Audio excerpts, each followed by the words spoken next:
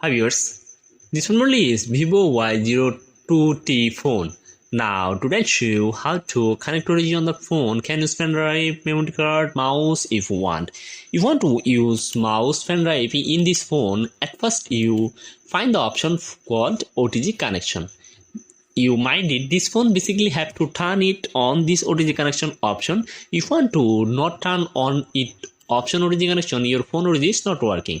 So if you want to find settings option, when find settings, then you have to go to settings. When you go settings, scroll down, you will see an option called Bluetooth and devices. Then you have to go to Bluetooth and devices and you can see an option OTG. Then you just turn it on this option OTG, and second time if you want to use pendrive and mouse in this phone, you need to have OTG and pendrive, then connected the 2L and put this OTG on your phone and wait few seconds when your phone installing it. But here I can see my phone OTG is properly working. Scroll down and you can see vendor USB drive. Then you just click on it and click explore and select any files and click just once and show your phone pendrive files and show your phone OTG connection working properly. And if you want to use mouse now, you can just put the mouse here and wait few seconds after installing it. But here I can see